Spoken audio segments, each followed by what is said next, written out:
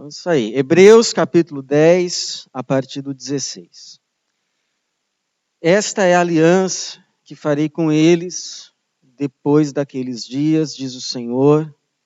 Porei as minhas leis em seu coração e as escreverei em sua mente, acrescentando: e não me lembrarei mais de seus pecados e de suas maldades.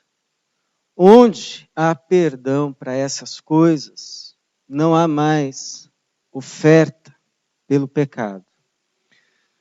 Portanto, irmãos, tendo coragem para entrar no lugar santíssimo por meio do sangue de Jesus, pelo novo e vivo acesso que ele nos abriu através do véu, isto é, do seu corpo, tendo um grande sacerdote sobre a casa de Deus, aproximemo-nos com o coração sincero, com a plena certeza da fé, com o coração purificado da má consciência e tendo o corpo lavado com água limpa.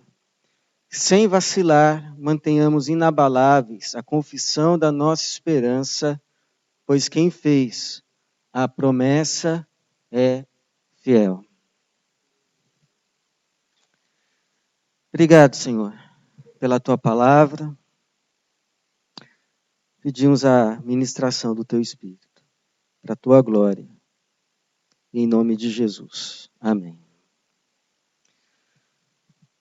A gente tem muitos cânticos, muitos hinos que falam a respeito do sangue de Jesus.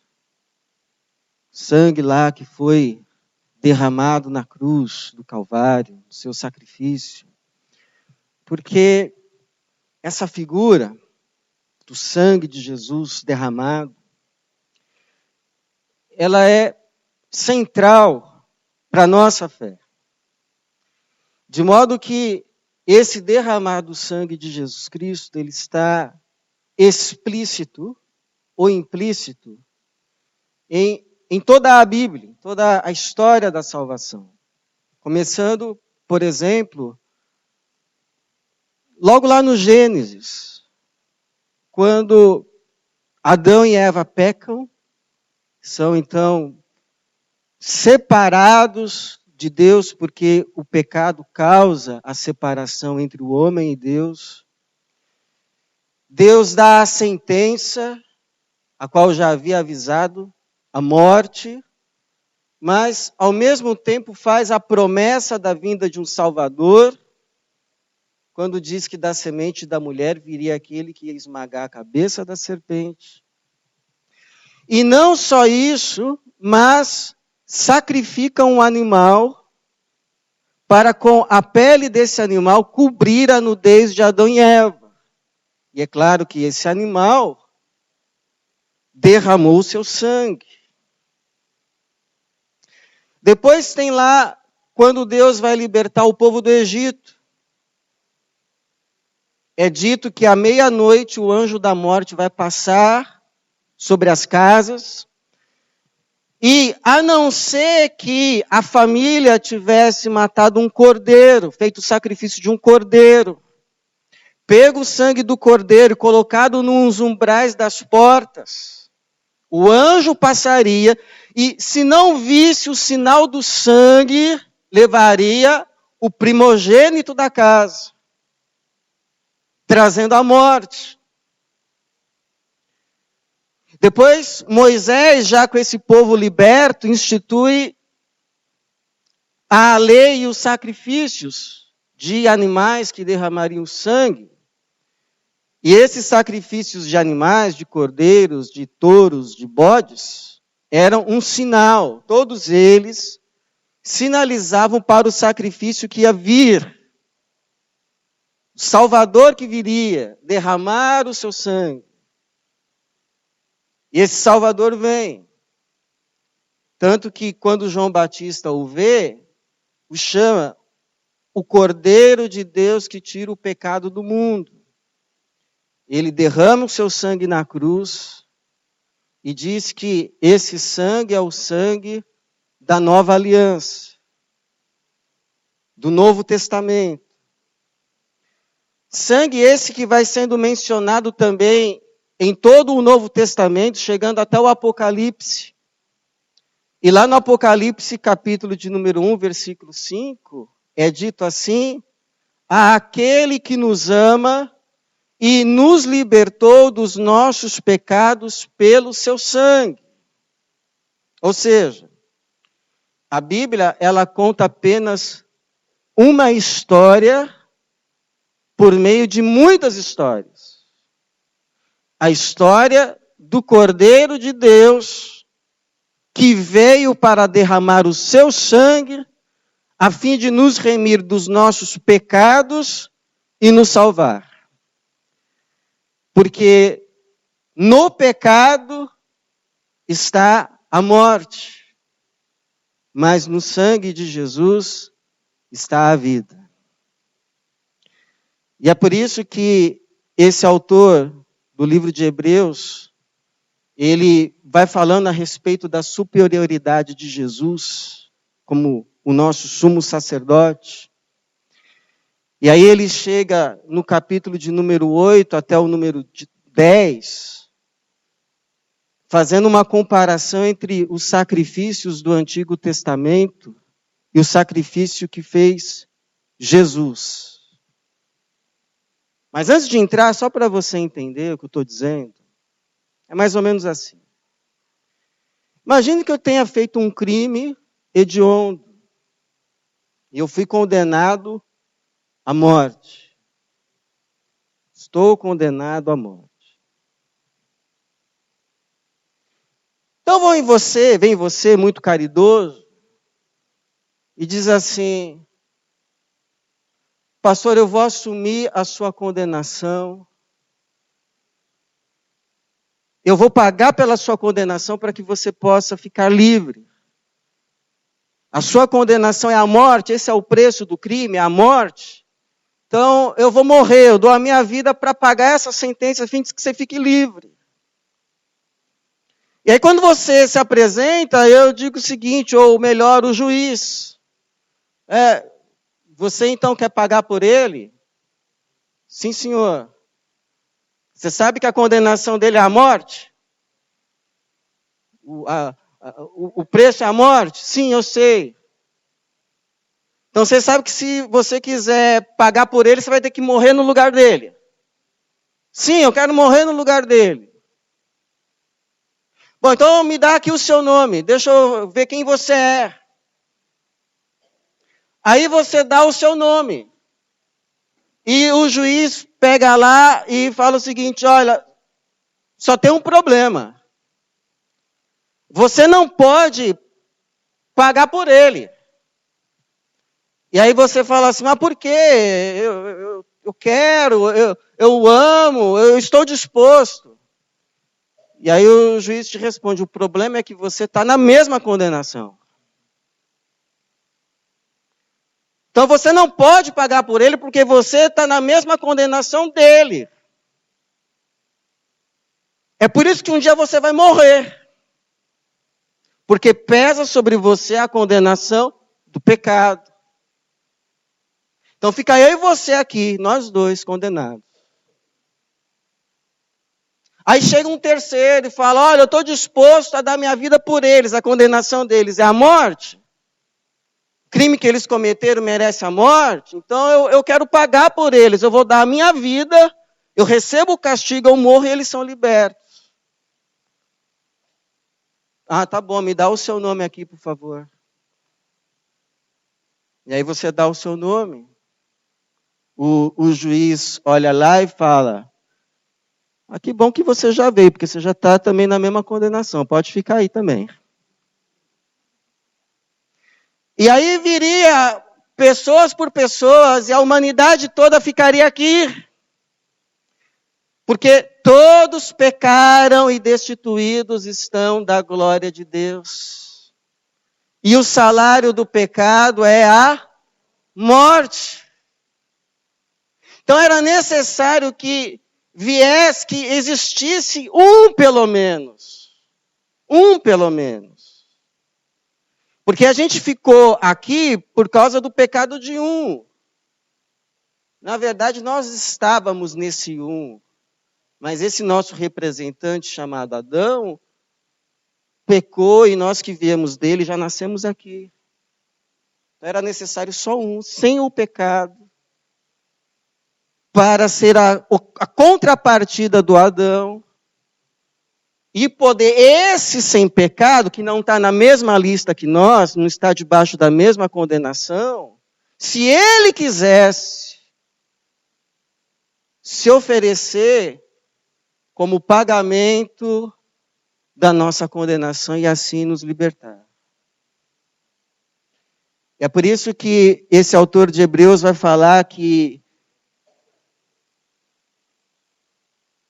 capítulo 9, versículo 28, assim também Cristo, oferecendo-se uma só vez para levar os pecados de muitos, aparecerá a segunda vez, não por causa do pecado, mas para a salvação dos que esperam por ele. E no capítulo de número 9, versículo de número 14, quanto mais o sangue de Cristo, que imaculado por meio do Espírito eterno, ofereceu a si mesmo a Deus, purificará das obras mortas a vossa consciência para servirdes ao Deus vivo. Ou seja, esse que a gente precisava, veio, morreu no nosso lugar, ofereceu o seu sangue para nos tirar dessa condenação. Então ele começa a fazer, a partir do capítulo de número 8, uma comparação entre esses sacrifícios que se faziam no Antigo Testamento, que representava esse Salvador que viria, para oferecer a sua vida para nos tirar daqui, para nos salvar. E ele vai fazer uma comparação. Ele vai dizer que esses sacrifícios que se ofereciam no Antigo Testamento eram ineficáveis para apagar os pecados. Mas o sacrifício de Jesus foi eficaz. Porque esses sacrifícios eram ineficáveis, eles tinham que repetir esses sacrifícios muitas vezes. Porque o sacrifício de Jesus foi eficaz, foi feito uma única vez. Esses sacrifícios, eles eram temporários. Porque apontavam para o sacrifício que ia vir. O sacrifício de Jesus era esse que ia de vir. E veio. E foi definitivo e eterno. Em outras palavras, o sacrifício de Jesus foi único, eficaz e eterno. Pergunta que fica: quais são as implicações práticas de termos sido lavados pelo sangue de Jesus? Por ele ter vindo, esse Salvador que a gente estava aqui. Não tinha ninguém que pudesse vir e fazer o sacrifício. Aí Deus, na sua misericórdia, envia o seu Filho. Vem Jesus, se faz homem. Se torna esse que poderia, se quisesse, nos salvar, e quis. Vai e se apresenta diante do juiz. Olha, eu decidi amar todos eles. Sei que nenhum deles pode se salvar por si mesmo, porque todos estão na mesma condenação. Mas eu quero pagar por eles. E aí o juiz fala, olha, já veio todo mundo aqui e ficou todo mundo aqui desse lado. Você tem certeza que você quer me dar o seu nome mesmo?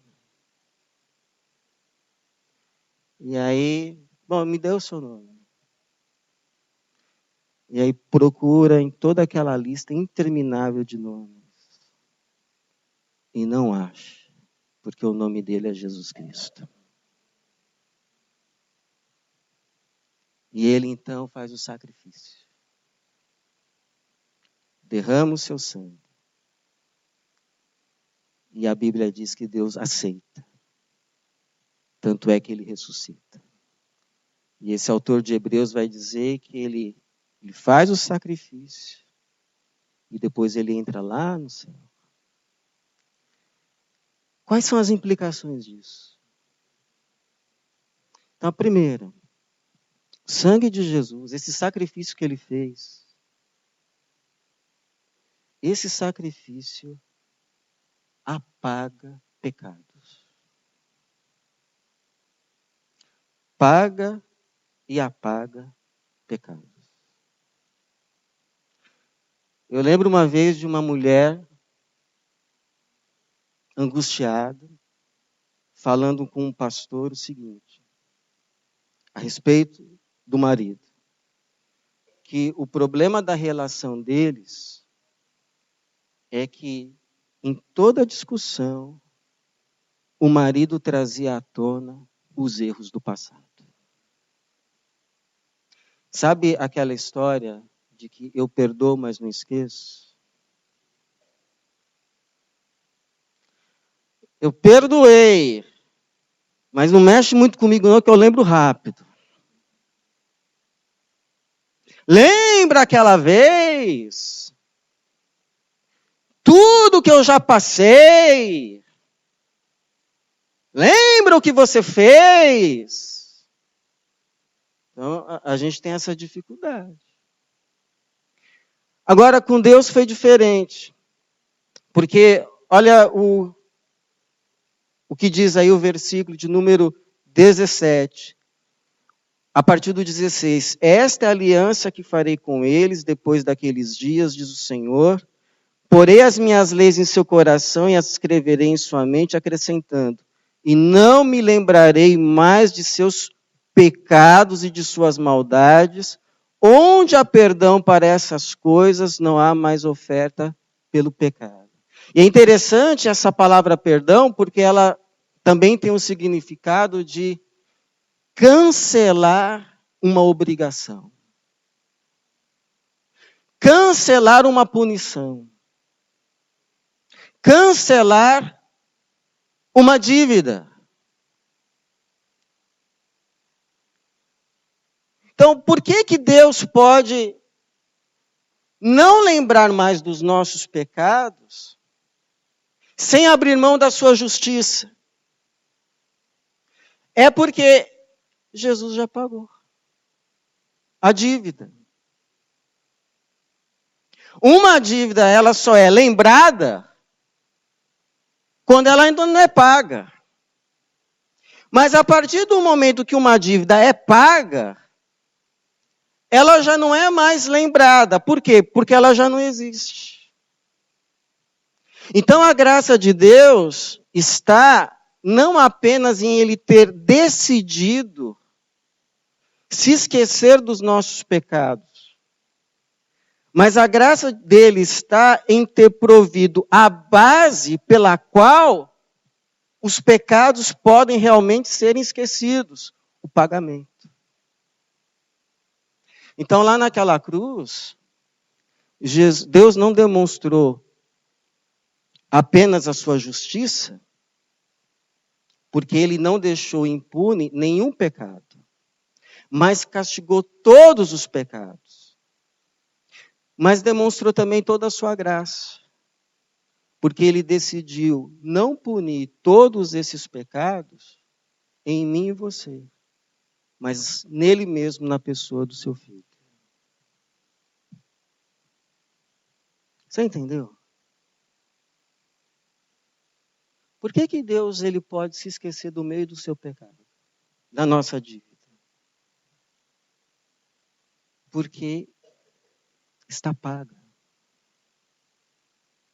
Não foi assim que Deus falou, quer saber de uma coisa? Eu vou ser legal com vocês e vamos esquecer isso. Está tudo esquecido.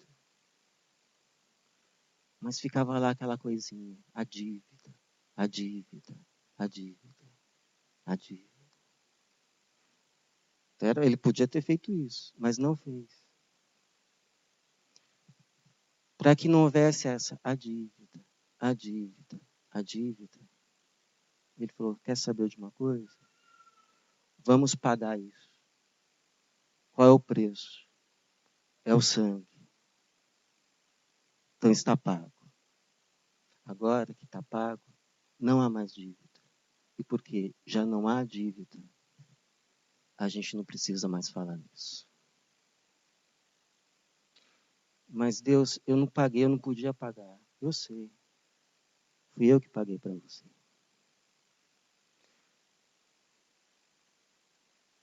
Então a graça dele está nisso. Não só dele ter sido muito legal, eu vou esquecer. Mas porque ele providenciou o meio pelo qual a dívida podia ser de fato esquecida. O pagamento. Uma dívida que está paga não é mais lembrada. Por quê? Já não existe. É a mesma coisa quando você está no transporte público e entra o controle. Se você está lá, chega o controle e você mostra lá o bilhete, que está tudo pago, o que ele pode fazer? Então, por que a gente precisa saber disso que Jesus fez? Porque Deus se esquece dos nossos pecados, dos nossos erros, das nossas dívidas, por causa que tem essa base do pagamento que foi realizado. Mas a gente não. E muitos outros também não. E o diabo também não.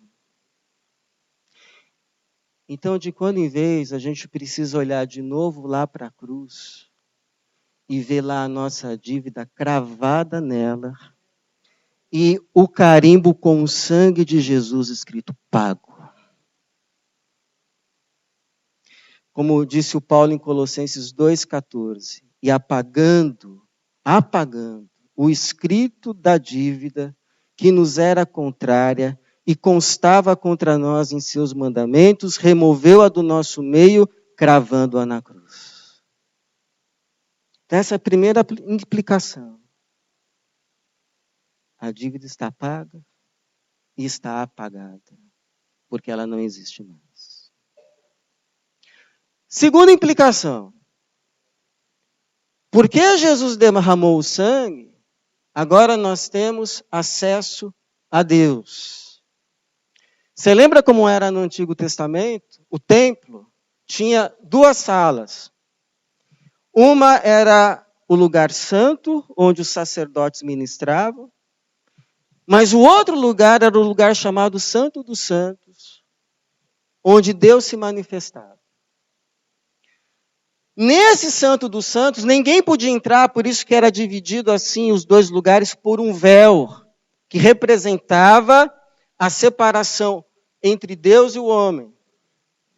Mas quando Jesus morre lá na cruz, a Bíblia diz que esse véu é rasgado de alto a baixo, simbolizando, mostrando que agora, porque o sacrifício foi feito, o sangue foi derramado, a dívida foi paga, o acesso a Deus está liberado. Antes, entre nós e Deus, existia um muro intransponível. Agora, entre nós e Deus, existe um novo e vivo caminho chamado Jesus. Em Jesus, nós temos acesso a Deus. E a gente tem acesso a Deus para o quê? Primeiro, para a gente encontrar graça e misericórdia quando a gente precisar. Quando você precisar de graça e misericórdia, você pode se achegar a Deus por meio de Jesus, que você vai encontrar a graça que você precisa. Porque olha o que diz Hebreus 4,16. Portanto, aproximemo-nos com confiança do trono da graça, para que recebamos misericórdia e encontremos graça, a fim de sermos socorridos no tempo oportuno. Sabe aquele dia da angústia?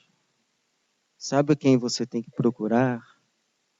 Você tem que procurar entrar no trono da graça, lá no Santo dos Santos, por meio de Jesus. E a gente tem acesso a esse trono da graça para o quê? Segundo, para a gente servir. Teve um pastor que uma vez disse assim a respeito do culto. A gente fica aí nessa de ficar aplaudindo a Deus como se a gente fosse a plateia. No culto, nós não somos a plateia. A plateia é Deus. E a pergunta é se Ele está batendo palmas para nós. Terceiro, por meio do sangue de Jesus, nós entramos numa aliança com Deus e com o povo de Deus que conhece a Deus. Porque olha só, quando você entra lá no Santo dos Santos, por meio do sangue de Jesus, agora você tem acesso direto a Deus por meio de Jesus. Você fala assim, eu preciso falar com Deus. Antes eu não podia porque estava uma porta fechada chamada pecado. Mas agora Jesus, Ele abriu essa porta. Eu posso entrar na presença de Deus. Aí você entra por meio do sangue de Jesus. E aí quando você entra lá nesse Santo dos Santos, que você vai falar com Deus, sabe o que você percebe? Que lá nesse Santo dos Santos tem mais gente. Que você não está sozinho. Que não foi só você que foi comprado pelo sangue. Tem muito mais gente lá com você. Porque esse sangue de Jesus comprou você e comprou muito mais gente. Como diz Apocalipse 5,9, tu és digno de tomar o livro e de abrir seus selos, porque foste morto e com teu sangue compraste para Deus homens de toda tribo, língua e nação. E olha só, é por isso que o autor aqui, nesse capítulo de número 10, ele vai usar o plural. Ele vai falar assim no versículo 19, irmãos. Ele não fala irmão. Ele fala, irmãos. Tem mais gente. Aí ele vai falando que a gente pode se aproximar. E aí chega no versículo de número 25, ele fala, olha, mas não abandona a prática de congregar não, viu? Como é costume de alguns. Aqui, está no 25. Mas nos animemos uns aos outros, quanto mais que vemos que se aproxima o dia.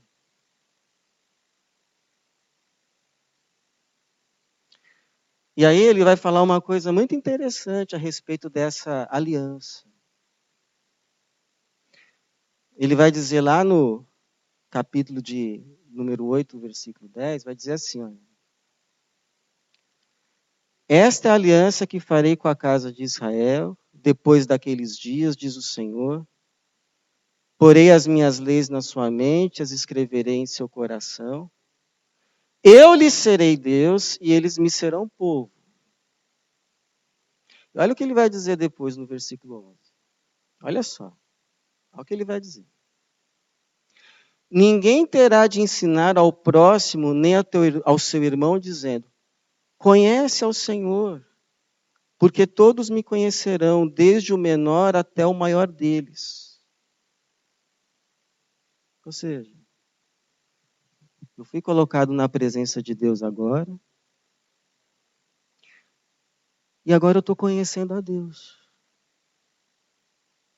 Só que eu olho para o lado e tem mais gente aqui nesse Santo dos Santos. E essas pessoas que são tão diferentes de mim, elas também estão conhecendo a Deus. De modo que o texto vai dizer aqui que ninguém mais vai precisar chegar para o outro e dizer, conhece a Deus, porque todos conhecerão. E aí aqui a gente precisa fazer uma diferença entre conhecimento técnico e conhecimento íntimo.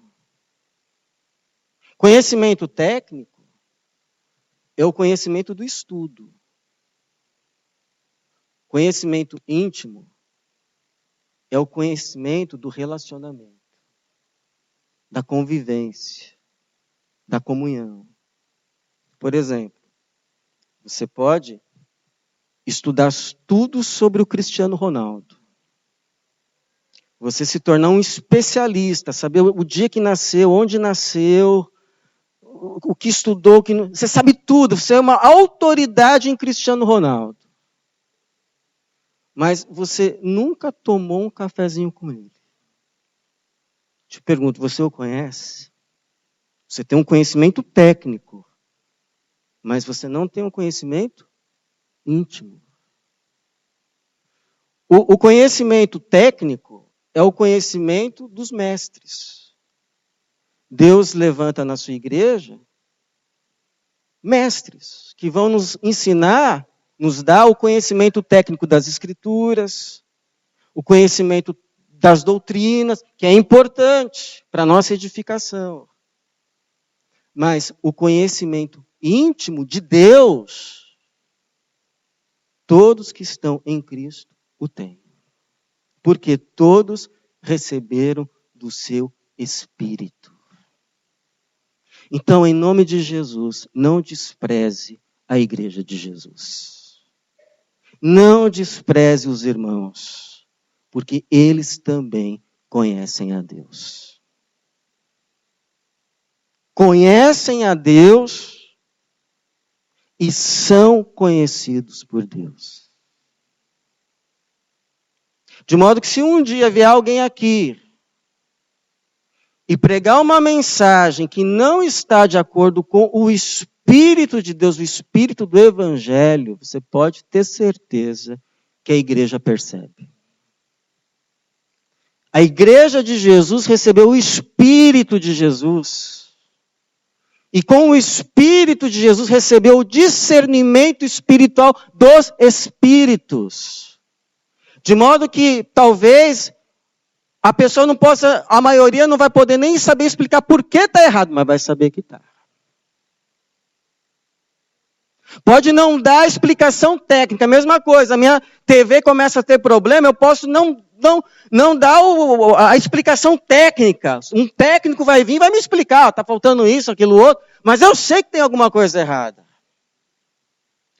O filho de mamãe, o meu filho, a minha filha, eu sei quando eu olho, tem alguma coisa errada. Eu não vou conseguir dar explicação técnica médica. Eu vou levar lá no hospital, vai me dizer, o que está acontecendo é isso, aquela explicação técnica. Mas eu não preciso desse conhecimento técnico para olhar para ele e falar, você está mal.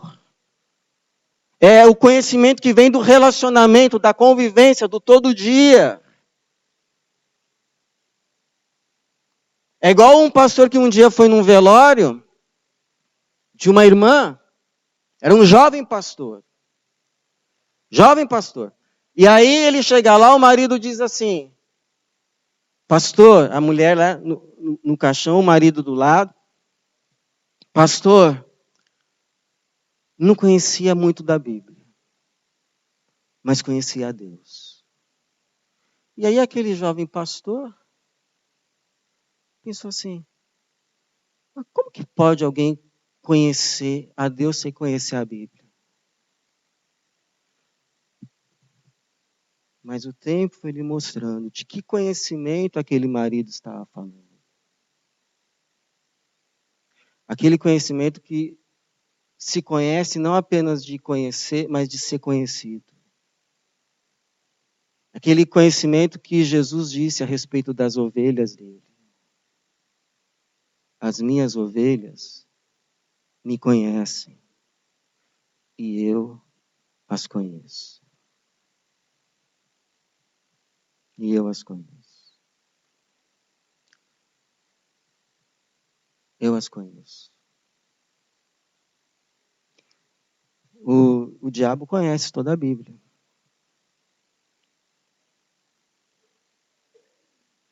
A igreja do primeiro século não tinha a Bíblia. Sabia disso? Mas conhecia a Deus. Conhecia Deus. E era conhecida por Deus. Então, a nós hoje é dada as duas possibilidades. O conhecimento técnico e o conhecimento íntimo. Mas o primeiro não substitui o segundo. O conhecimento que vai além do ouvir falar. O conhecimento que vai além do ler. Mas o conhecimento que é do contigo andar. Então não desprezemos os irmãos. Porque quem é a ovelha de Jesus, ainda que seja menor, conhece a Jesus. E mais importante ainda, é conhecida por Jesus.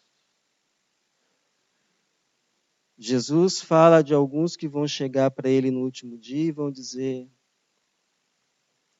Senhor, mas eu fiz isso, eu fiz aquilo outro. E ele vai dizer categoricamente: não conheço.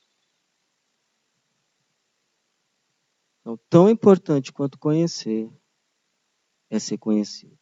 É o conhecimento do andar junto, do caminhar. Para que eu estou falando isso? Que eu quero que você conheça muito, muito, muito a palavra de Deus. Mas conheça também muito, muito, muito o Deus da palavra. Que você cresça cada dia mais, cada dia mais. E você deve fazer isso, e eu sou o que mais te incentivo a fazer isso. Por isso que vivi aqui nessa igreja dando estudo bíblico. Que você cresça cada dia mais no conhecimento da palavra de Deus. Deus te chama para isso. O povo de Deus sofre por falta de conhecimento da sua palavra. Então estude a Bíblia. Coma a Bíblia todos os dias. Hoje mesmo eu estava dando lá um estudo para os que vão se batizar sobre o ler da Bíblia diário. Então, eu quero muito que você cresça cada dia mais no conhecimento da palavra de Deus. Mas também no conhecimento do Deus da palavra. Do andar junto. Da comunhão. E por fim, o sangue de Jesus pode ser profanado. E, hipoteticamente, não pelos não cristãos, mas pelos cristãos. Hipoteticamente falando. Porque isso tudo aqui está escrito não para quem não é crente, mas para os que são. Ele vai dizer assim, olha, no versículo de número 26, se continuarmos intencionalmente no pecado, depois de receber o pleno conhecimento da verdade, já não resta mais sacrifício pelos pecados, mas uma terrível expectativa de juízo e um fogo ardente que destruirá os adversários. Quando alguém rejeita a lei de Moisés, morre sem misericórdia pela palavra de 2 ou 3 testemunhas, imaginai quanto maior castigo merecerá quem insultou o Filho de Deus e tratou como profano o sangue da aliança, pelo qual foi santificado. E o contexto aqui, você sabe o que é profanar? Profanar é, em outras palavras, você tratar como uma coisa comum. Uma coisa qualquer. Desprezar. Menosprezar. E o contexto aqui era de perseguição. Tinha alguns irmãos que já tinham tido seus bens espoliados, ou seja, confiscados, destruídos. E o autor de Hebreus estava com receio deles não aguentarem essa provação e, para pararem de sofrer a provação, negarem Jesus. deixarem Jesus de lado. É por isso que ele escreve essa carta toda, esse sermão todo. Então, o contexto hoje é diferente. Mas o perigo de menosprezar, desprezar a aliança, tratar como qualquer coisa ou como menos, existe. Porque a gente pode colocar a nossa aliança com Deus por meio do sangue de Jesus de lado, não por essas questões, mas por outras. Por exemplo, por questão de riquezas. Eu já soube de alguém que disse que não precisa de Deus porque tem dinheiro.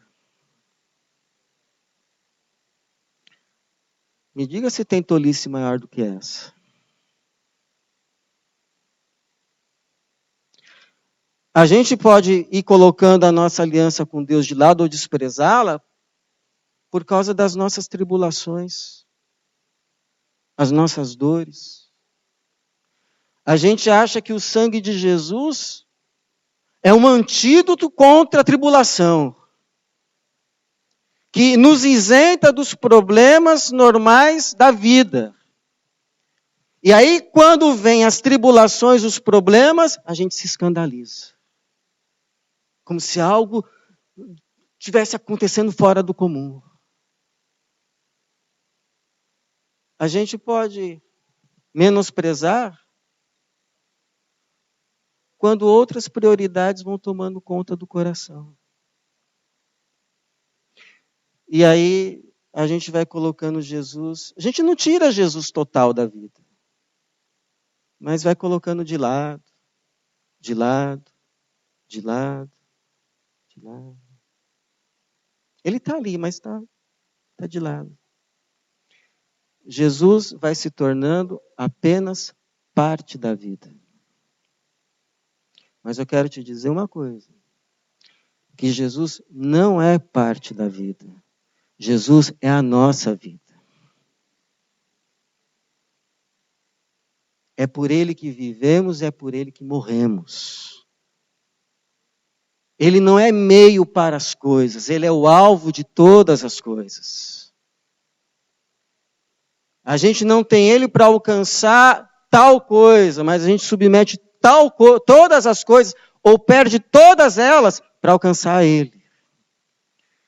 Então tome cuidado, para que, devido às coisas visíveis e que são passageiras, você acabe não desprezando as que são invisíveis, mas são eternas.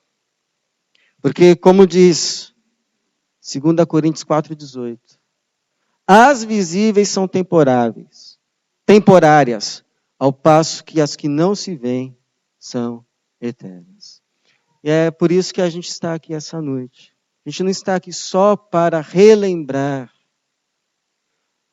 o sangue de Jesus, o sacrifício. A gente está aqui essa noite para reafirmar a nossa aliança com Ele no seu sangue. E nós vamos fazer isso até o fim da vida. Ou até Ele voltar.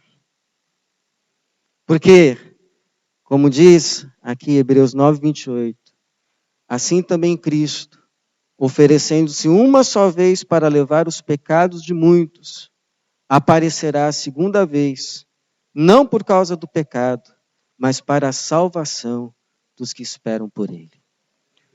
Que assim seja. Que Deus nos abençoe. Amém.